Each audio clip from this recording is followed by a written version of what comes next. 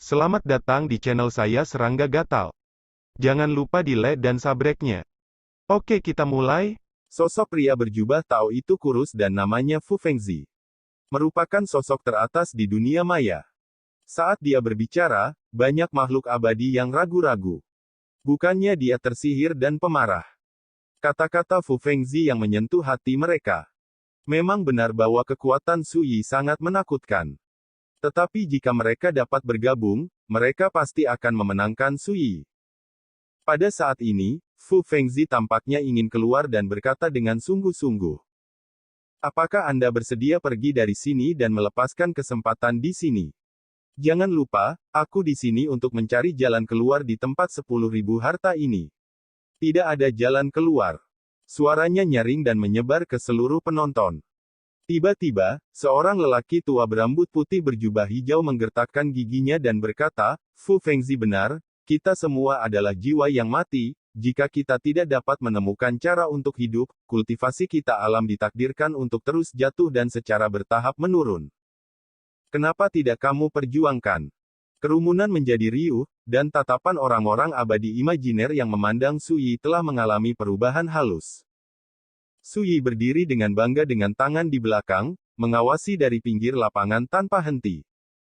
Pembunuhan tanpa ketidakadilan, dia tidak bisa melakukannya. Tetapi jika pihak lain bersikeras untuk menemukan jalan mereka sendiri, dia tidak keberatan memberikan tumpangan kepada pihak lain. Yun Huaking tidak bisa menahan diri dan berteriak, Fu Fengzi, kamu menipu orang, mengerti? Aku akan meninggalkannya di sini, bahkan jika kamu pergi bersama, kamu tidak ditakdirkan untuk menjadi lawan dari sesama Taoisu. Nada suaranya tegas dan bertenaga. Yuning juga berkata, awalnya, setiap orang tidak memiliki keluhan dengan sesama Taoisu, mengapa Anda harus bertarung dan membunuh? Jika kamu memilih untuk menundukkan kepala dan menyerah, mungkin kamu akan mendapatkan niat baik dari sesama Taoisu, dan di masa depan, kamu akan menghancurkan kekuatan kutukan pada tubuhmu, bukan tanpa kesempatan. Saat Yun Huaking dan Yuning berbicara, beberapa makhluk abadi di kejauhan ragu-ragu. Yun Huaking, kamu juga seorang abadi yang bermartabat dan imajiner. Untuk menyanjung Sui, kamu telah mengucapkan kata-kata kurang ajar tanpa hati nurani. Aku malu padamu. Fengzi mendengus dingin, jika kamu berani mengatakan satu kata lagi, kamu akan mati hari ini. Berbicara, dia memandang Yuning dan berkata, dan kamu, untuk harimau, dan membujukku untuk menunggu dan tunduk pada juniornya, itu hanya membunuh. Wajah Yun Huaking dan Yuning berubah muram. Sui mengerutkan kening, akhirnya tidak sabar. Yang paling dia tidak suka adalah perang kata-kata seperti ini. Segera, Sui segera dikirim, melangkah di langit, mendekati Fu Fengzi. Siapapun yang ingin mati bersamanya, lakukan saja. Mata Sui acuh tak acuh, dan ketika dia berbicara, dia mengayunkan pedangnya ke arah Fu Fengzi. Ledakan. Kekosongan itu kacau, dan niat pedang melesat ke langit. Sui mendominasi seperti sebelumnya. Siap. Fu Fengzi minum. Bunuh. Pada saat yang sama, beberapa makhluk abadi imajiner dikirim untuk membunuh Sui bersama dengan Fu Fengzi. Tidak ada obat untuk para idiot ini. Yun Huaking mencibir. Yuning menghela nafas pelan, bodoh, sebelum melihat sikap rekan Daoisu, apakah kamu dan aku juga dibutakan oleh ketidaktahuan? Yun Huaking merasa malu. Memang, tunduk pada perbedaan kognisi, beberapa hal, dari perspektif yang berbeda, akan mengarah pada kesimpulan yang berbeda. Fu Fengzi bergabung dengan monster tua lainnya untuk menghadapi Sui, berpikir bahwa dia pasti menang, apakah ada yang salah? Tidak. Namun, ada juga beberapa makhluk abadi imajiner yang tidak melakukannya, menghindarinya dari jauh, dan tidak berpartisipasi dalam pertempuran semacam itu. Ledakan. Di lapangan, pertempuran pecah, harta peri meraung, dan Dao Guang meraung. Tidak ada yang berani gegabah. Mereka semua adalah bajingan keras kepala yang terbunuh dari lautan darah dan mayat, dan mereka telah melihat kekuatan tempur Sui Zhen yang mengerikan ketika dia membunuh Bai Lichuan, siapa yang berani ceroboh. Fu Fengzi dan lebih dari 10 makhluk abadi imajiner baru saja menembak, itu adalah pukulan yang menggelegar, dan mereka masing-masing menunjukkan cara mereka yang kuat, dan semua kartu habis. Kekuatan yang menakutkan membuat Yun Huaking dan Yuning sama-sama merinding dan tegang di hati. Tanyakan pada diri sendiri, jika mereka Sui, mereka akan mundur dan tidak akan berani bertarung sembarangan. Dalam sekejap mata, Sui dikepung dan berada dalam situasi berbahaya. Tapi ekspresinya tenang, matanya acuh, dan dia tidak pernah panik. Naik.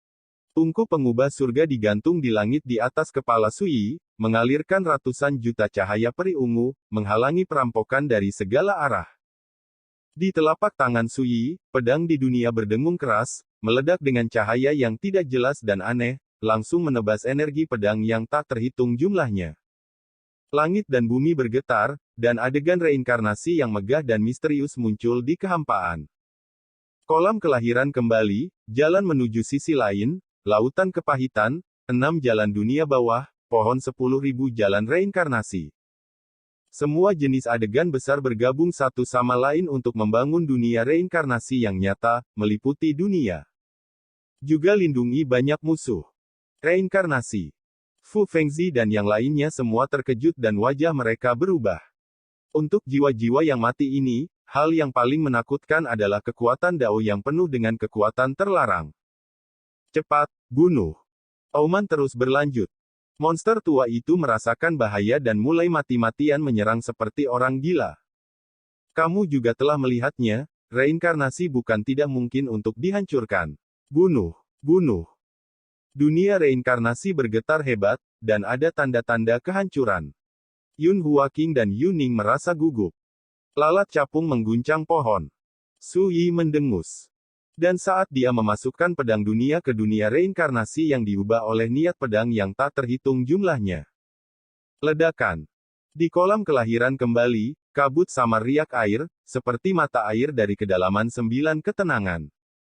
Di seberang jalan, bunga-bunga terbakar yang tak terhitung jumlahnya tersebar, dan suara misterius Tao terdengar di jalan panjang menuju kegelapan, seperti gumaman ekstradisi orang mati. Di laut yang pahit, laut mengaum, dan tulang belulang muncul. Bagi Fu Fengzi dan yang lainnya, rasanya seperti dilemparkan ke reinkarnasi nyata sekaligus. Merasa kecil, putus asa, dan tidak berdaya. Tidak enak. Sekelompok monster tua sekarat dan berjuang mati-matian. Itu tidak membantu sama sekali. Beberapa dari mereka diekstradisi ke sisi lain jalan, dan sosok mereka dinyalakan oleh bunga merah menyala yang tak terhitung jumlahnya dari sisi lain, seperti patung kertas, layu menjadi abu dalam sekejap mata. Ada yang terseret ke alam semesta. Jeritan ngeri, jeritan enggan, raungan panik, semua jenis suara terdengar satu demi satu. Reinkarnasi. Di kejauhan, Yun Huaking merasa kedinginan di sekujur tubuh, dan matanya dipenuhi ketakutan yang mendalam. Meskipun dia telah menerima bantuan Su Yi untuk mengangkat kutukan di tubuhnya, tetapi ketika dia melihat orang-orang abadi yang benar-benar abadi, jika mereka adalah tahanan yang diasingkan pada saat ini, ketika mereka dimusnahkan keluar oleh reinkarnasi, dia masih merasa ingin mengatakan tidak karena takut. Kekuatan terlarang yang tidak diizinkan oleh kontrak para dewa memang mengerikan. Yuning bergumam pelan. Sepasang tangan batu giok mau tak mau mengepal erat. Dan di kejauhan, para makhluk abadi yang tidak pernah berpartisipasi dalam pertempuran itu bergidik. Satu pemikiran adalah perbedaan antara hidup dan mati. Karena mereka tidak pernah berpartisipasi, ketika saya melihat orang-orang tua yang juga abadi sejati di dunia maya, satu persatu, mati secara tragis di dunia reinkarnasi nyata, selain kaget, saya tidak membantu tetapi merasa beruntung. Ledakan. Tiba-tiba, dunia reinkarnasi bergetar hebat, dan sebuah celah terkoyak oleh cahaya. Sesosok bergegas keluar. Dia adalah seorang Fu Fengzi. Namun, rambutnya acak-acakan, sosoknya patah, dan penampilannya sangat menyedihkan. Semua orang tergerak. Reinkarnasi apa yang bisa kulakukan? Fu Fengzi berteriak di langit. Ledakan. Semuanya. Auman Fu Fengzi masih bergema, tapi seperti sebuah ironi besar, itu menjadi kata-kata terakhirnya. Dunia reinkarnasi secara bertahap menghilang. Lebih dari 10 makhluk abadi, dipimpin oleh Fu Fengzi, semuanya mati secara tragis di tempat. Penonton kaget, semua tersesat, dan terdiam lama. Dalam kehampaan, mata Sui sama acuh tak acuh seperti sebelumnya, seperti tuan yang memandang keabadian. Tiba-tiba, dia menoleh untuk melihat satu-satunya makhluk abadi imajiner yang tersisa, dan berkata dengan ringan, siapa lagi yang mau mencoba?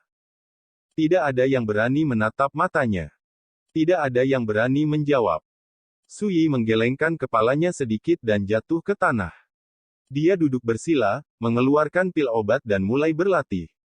Saya tidak menghindar dari makhluk abadi imajiner di kejauhan. Yun Huaking dan Yuning gemetar di hati mereka dan diam-diam datang ke sisi Sui untuk melindungi hukum. Yang mengejutkan mereka, bahkan jika mereka melihat Sui pulih, tidak ada yang berani melangkah maju. Keduanya hanya bisa menghela nafas.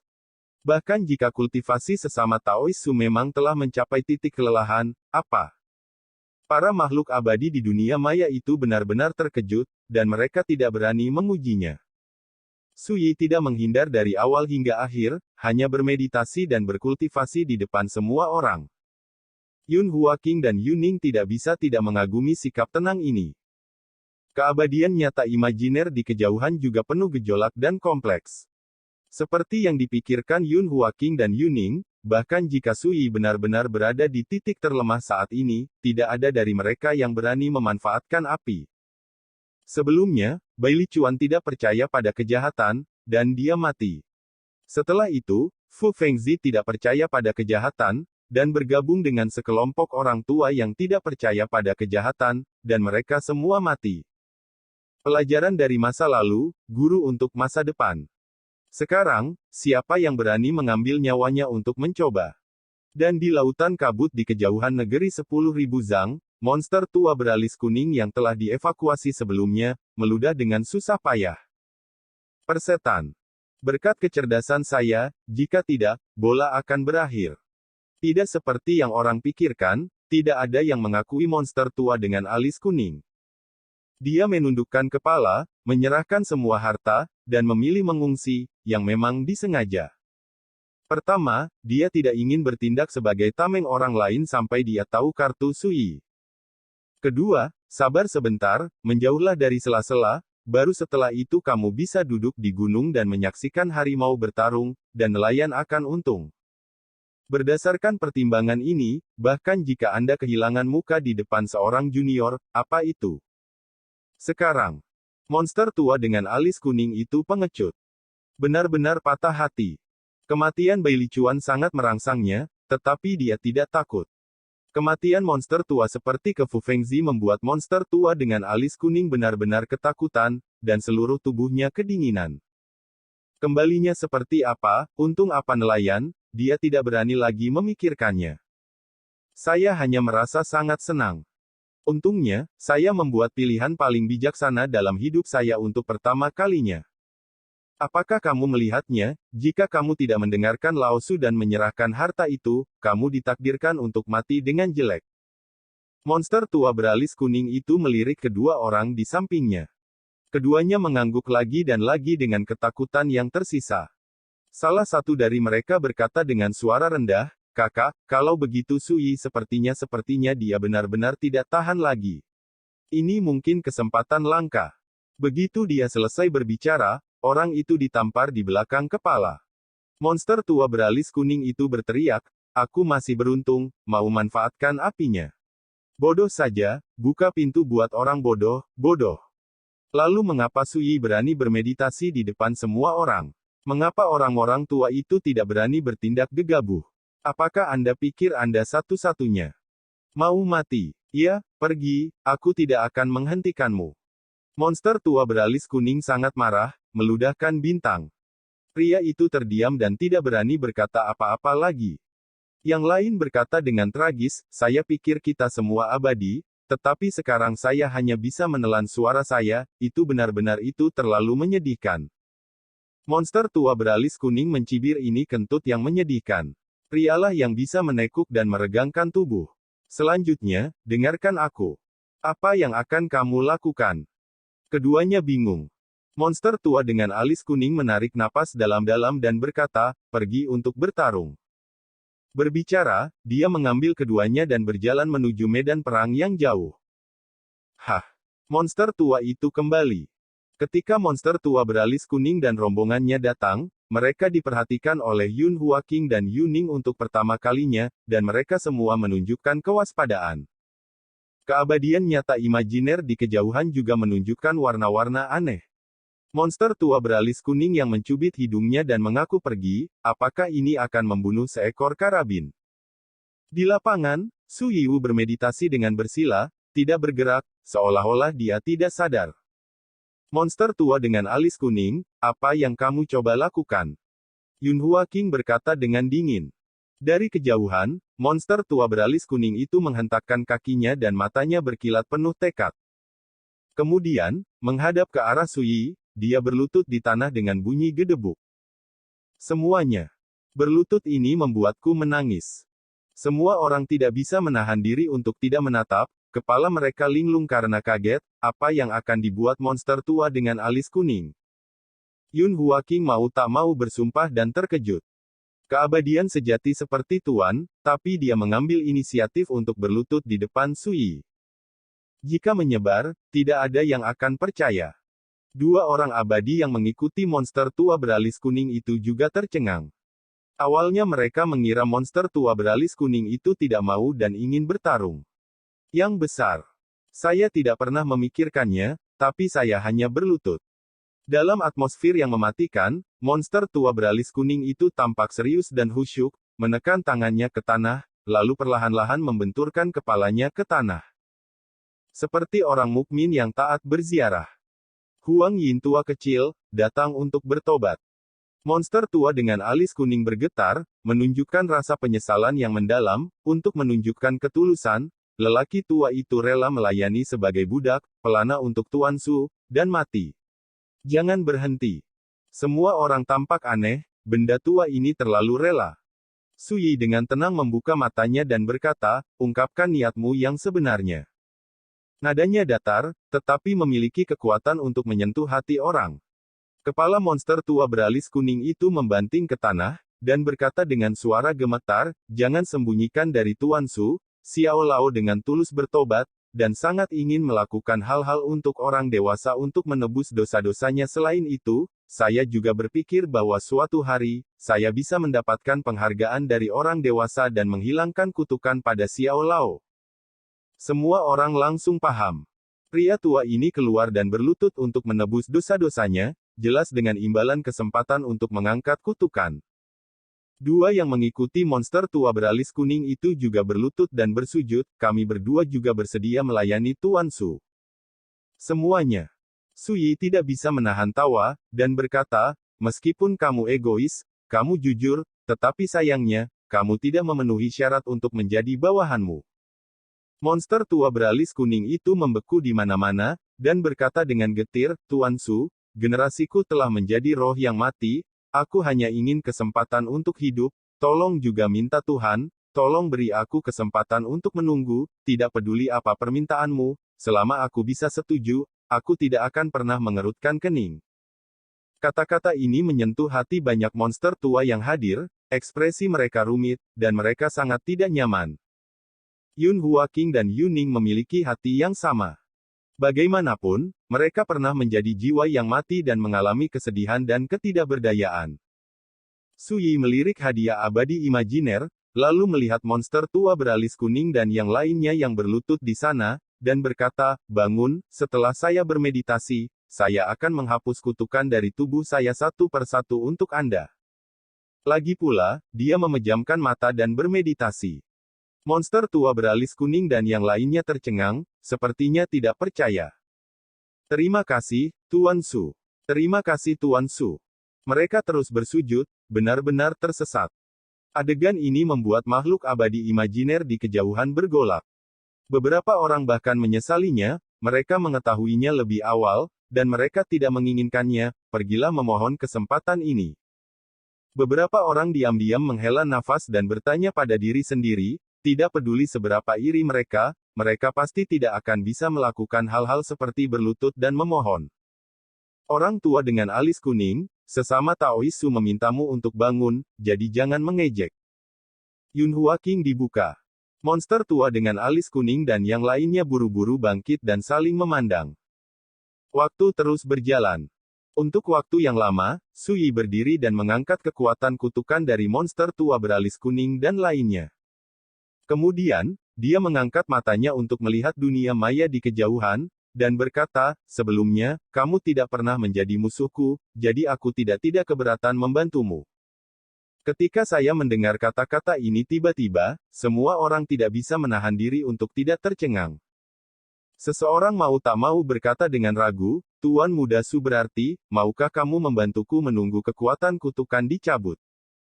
Suara menjadi jauh lebih cepat, dan mata penuh antisipasi. Su Yi mengangguk. Ledakan. Ladang mendidih, makhluk abadi imajiner itu tidak bisa. Tenang, masing-masing girang, semangat menari. Yunhua King dan Yuning saling berpandangan dan keduanya tertawa. Mereka sama sekali tidak memiliki pendapat tentang ini, dan mereka bahkan senang Su Yi akan melakukannya. Su Yi sebelumnya terlalu cuek dan dingin, sombong dan mendominasi, seperti penguasa tertinggi tanpa emosi, membuat mereka hanya merasa kagum dan depresi. Tapi sekarang, mereka tiba-tiba menemukan bahwa Su Yi tidak berdarah dingin dan kejam, dia juga manusiawi. Penemuan ini membuat Yunhua King dan Yuning merasa sangat nyaman. Lihat, ini benar-benar berpikiran besar dan berani. Pak tua malu. Monster tua dengan alis kuning menghela nafas. Kamu berlutut, mereka tidak berlutut, tetapi mereka juga mendapat bantuan dari sesama Taois Su, apakah kamu tidak marah? Yunhua King mau tak mau bertanya. Monster tua beralis kuning menggelengkan kepalanya dan berkata, orang tua itu rela berlutut, tetapi dia tidak dipaksa oleh Tuan Su. Yang jarang terjadi adalah bahwa Tuan Su mengabaikan masa lalu dan membantuku menyingkirkan kutukan. Aku mengantuk, sudah terlambat bagi lelaki tua ini untuk bersyukur, bagaimana mungkin dia peduli. Segera, Su Yi telah membantu makhluk abadi imajiner yang hadir untuk menghilangkan kutukan pada tubuhnya satu per satu. Rekan Daois Su, inilah yang ada dalam pikiran saya, dan saya harap Anda akan menerimanya. Seorang lelaki tua melangkah maju dan membungkuk untuk menyambutnya, memegang gelang giok penyimpanan di kedua tangannya, mengungkapkan rasa terima kasihnya. Tiba-tiba, orang lain juga melangkah maju, mengeluarkan segala macam harta, dan mempersembahkannya satu persatu, ucapan dan ekspresi mereka penuh rasa terima kasih. Su Yi sedikit mengernyit, dan berkata, sejauh yang saya ketahui, membantu Anda hanyalah upaya, bukan untuk harta ini. Orang tua itu buru-buru berkata, rekan Taois Su, jangan salah paham, usahamu tidak kurang dari rahmat penciptaan kembali, tidak peduli apa. Tolong pastikan untuk menerima harta ini, jika tidak, saya akan merasa sangat menyesal di hati saya. Iya, tolong biarkan rekan Daois Su tersenyum. Yang lain angkat bicara. Alam maya ini benar-benar abadi, tetapi tidak sopan. Melihat metode Su Yi yang mendominasi dan menakutkan, mereka sudah menyerah dan tidak berani memikirkan apapun. Tapi Su Yi menawarkan untuk membantu mereka mengangkat kutukan itu, yang mengejutkan mereka dan membuat mereka sangat tersentuh. Pandangan Su Yi telah berubah total. Saat ini, saya dengan tulus mengucapkan terima kasih. Melihat ini, Su Yi berkata dengan lembut dalam hatinya, generasiku bertindak, santo batin dan raja luar, dan baik kebaikan maupun gengsi, inilah jalannya untuk menyehatkan hati seperti batu giok dan mempertajam hati. Seperti depan. Kata-kata ini untuk generasi ke-6. Ini juga untuk saya sendiri. Matanya jernih, lebih tenang dan halus, dia mengangguk ke kerumunan dan berkata, kalau begitu aku tidak akan menolak. Nah, simpan harta itu. Melihat ini, semua orang santai dan tersenyum. Mata Yuning sedikit linglung. Pada saat ini, Su Yi jelas berbeda dari tatapan dominan dan dingin sebelumnya. Tanyakan pada dirimu sendiri, Yuning lebih mau berteman dengan Su Yi yang sekarang, Su Yi yang sebelumnya terlalu mendominasi, menemaninya membuat orang merasa hebat tekanan dalam. Kamu seperti harimau. Apakah kamu tahu tempat, monumen yang hilang? Su Yi bertanya. Monumen yang hilang. Semua orang mengerutkan kening dan berpikir, dan semua menggelengkan kepala. Hanya monster tua dengan alis kuning yang sepertinya memikirkan sesuatu, dan berkata Tuan Su, Xiao Lao pernah bertanya tentang sebuah rahasia, dikatakan bahwa di kedalaman 10.000 tempat tersembunyi ini, sebuah batu terkutuk berdiri. Dan tempat yang ditekan oleh loh batu itu tampaknya berisi jalan menuju dunia misterius. Orang tua itu berspekulasi bahwa dunia misterius mungkin adalah monumen terlupakan yang Anda cari. Sekian dulu dari Mimin. Terima kasih.